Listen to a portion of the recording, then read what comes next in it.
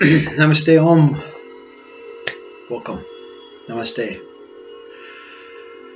And thank you for your presence. And also to a special viewer, thank you for your birthday present, or my birthday present. Much appreciated, and I love it.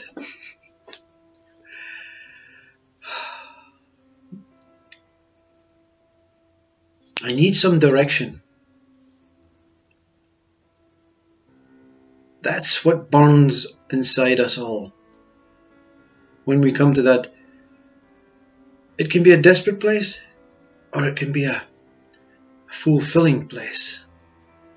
I'm going to find out something exciting, says this inquisitive mind. But I need some direction. And the other one, I want to find out something before I die, because I can't find anything worth living for. And someone has to help me and give me some direction.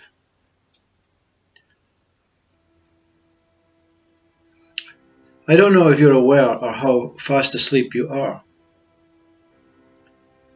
but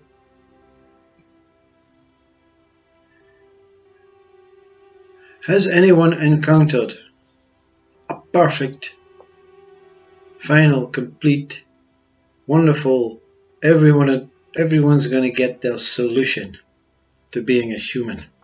And we're not speaking about spirituality or whatever. Has anyone found out a method of understanding totally everything?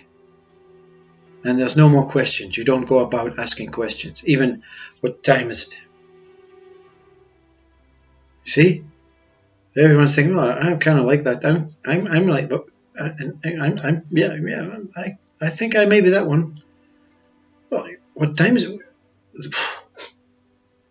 But we all have to ask what time it is. No. When you're inquiring the time, you're inquiring something. You see, you haven't found out, you see. There is no permanent solution, you see. That's the object of this, is to say, how are you going to find out from something else? Who's going to help you from something else? What is going to help you? Who can understand your burning desire? Who can understand what this one is feeling inside, thinking inside, and how to describe its state, or its wisdom, or its illness, or whatever? There's no way. Absolutely no way. What time is it? We measure time. Do we get it right? No. How can we get time right? It's an assumption. It is made on a sun that moves, never in the same place. Never in the same place twice has the sun ever been in the same place twice. Yet we assume, because we need a guideline, you see. There are billions of guidelines. Time is a guideline. Diagnosis of illness is a guideline. It's not accurate. There's nothing accurate. There's absolutely nothing accurate. The problem is, when we went to school and the teacher said, I'm going to give you a test. I'm going to give you 10 questions. See how much you can get. Yeah? So the outcome is 10 out of 10. That's a perfect outcome. That means I've 100% did it. Yeah?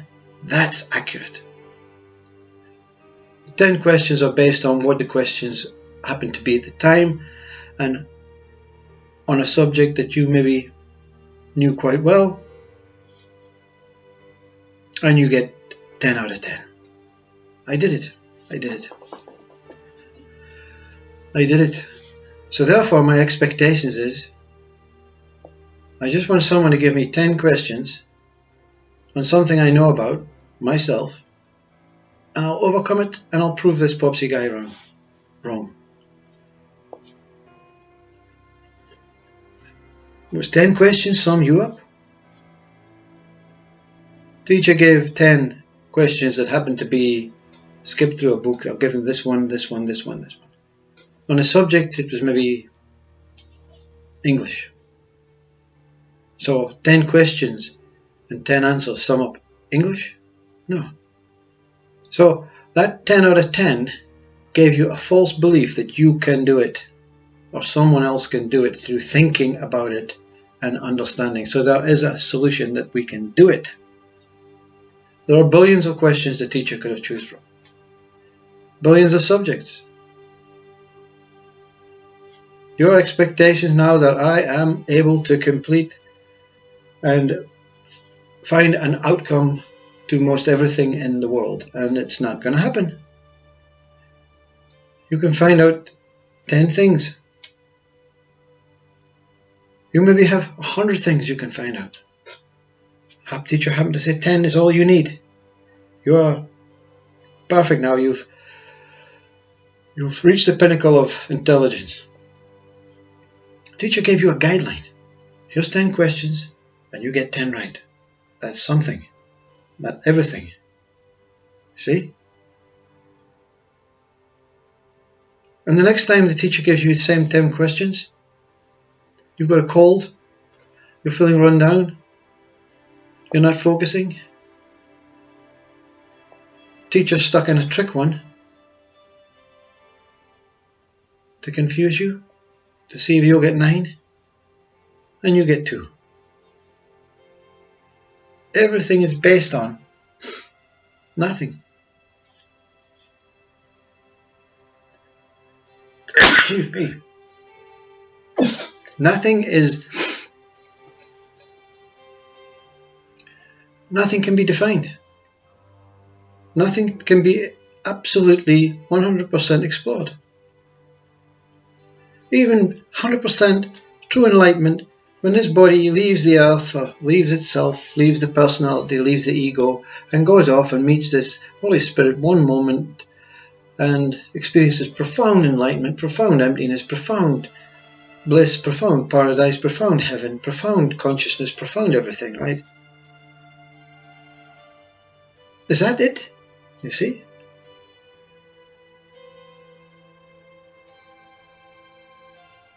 It's even bigger than that.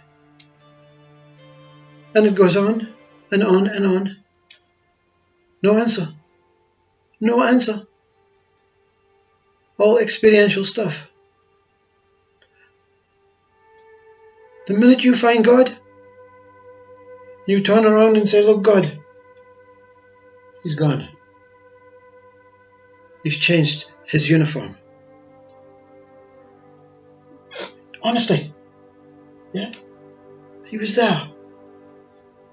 700 feet tall. 200 feet wide. A beautiful light. Had the name God above it. Yeah, your friends. What you on about? Ah, sugar. What happened? 2 weeks later, he comes up again. This time, 7 million feet high. 7 million feet wide. And in darkness. But the name God still above it. Ah, wow, He's changed.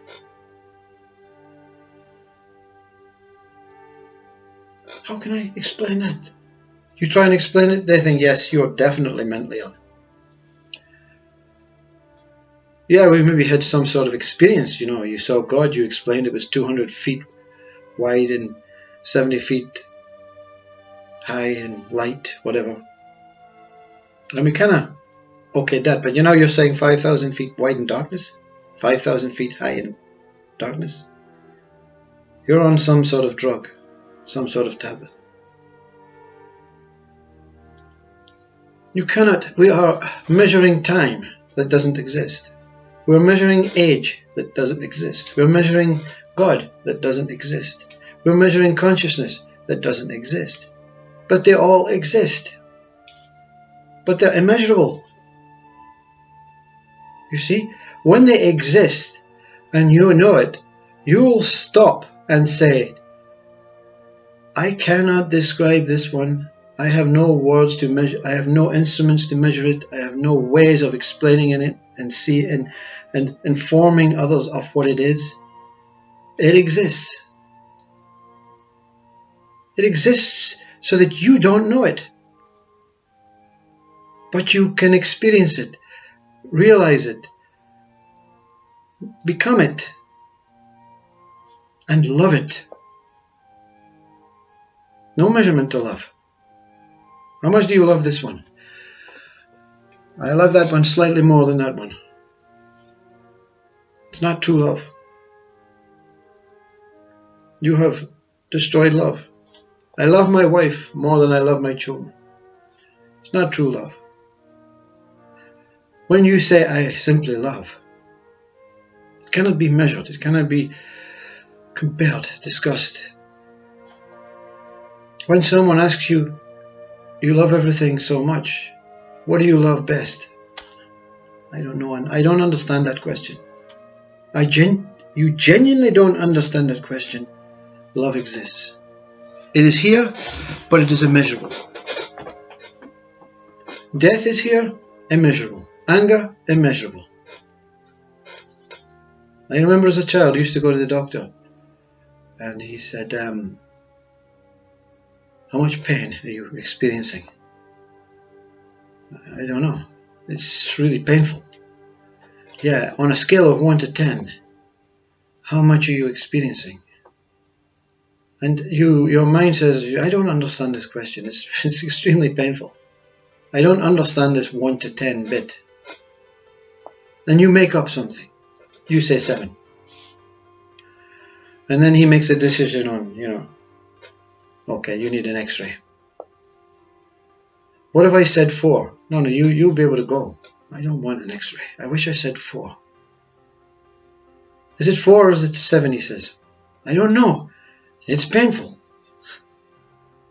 There is pain here, and it makes whatever my body is uncomfortable, extremely. Oh, extreme pain. No.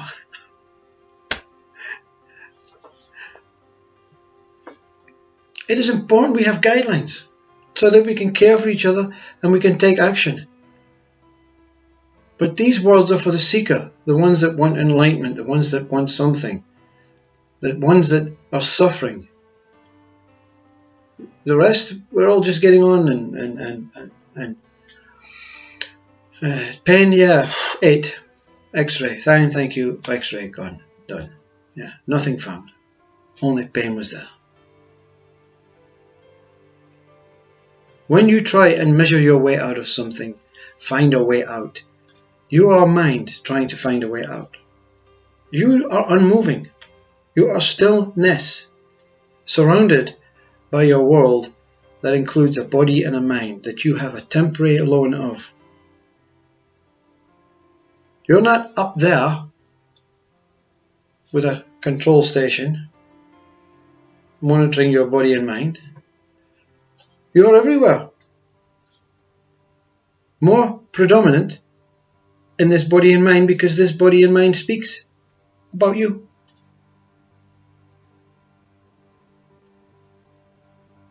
But you are the mind. The essence of life is all that exists. There is only essence. Life is not living in its purest state. It takes on a birth of itself to create living. Life is consciousness. Consciousness gives birth to itself. It becomes moving. Movement. Emotional moving.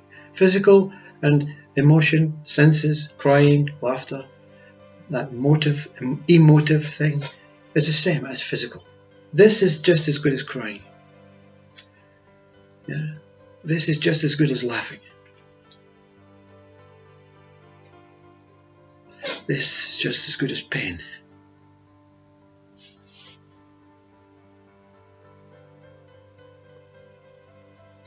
You are the immeasurable, spending every day of your life measuring everything that cannot be measured. There's no perfect intelligence, no perfect body, no perfect world, no perfect country, no perfect tree.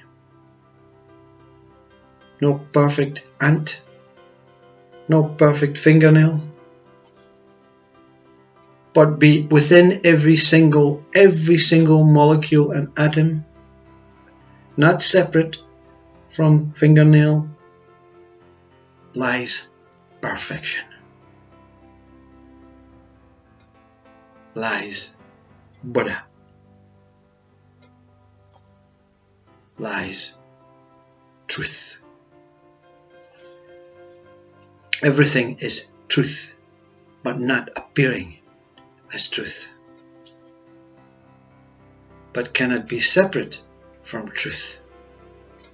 The Buddhist monks, Lao Tzu, and all these wonderful Eastern philosophers say the object holds the truth. Don't look at the name, don't look at the object, look within it, look beyond it, and truth is revealed. Disassociate, I say, through my own experience. Detach from what is in front of you, but look with your eyes, with no judgment, no knowledge, no intellect. Detach from the history, the information, detach from what you call shapes, colors, names, and take this looking into your heart and keep looking, and slowly the object disappears. But it's not the object that disappears on its own. You also disappear because mind goes, and you become one. There you go.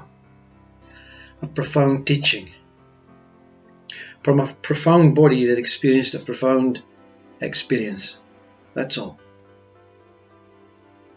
No different, no special, but wearing a special t-shirt from a very special person who understands these words, who experienced these words, who overcome these words, who became these words, and then went beyond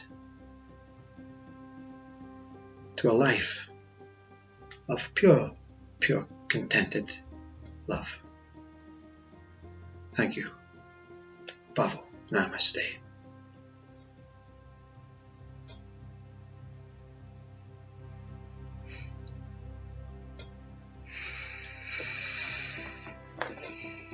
And don't I look good?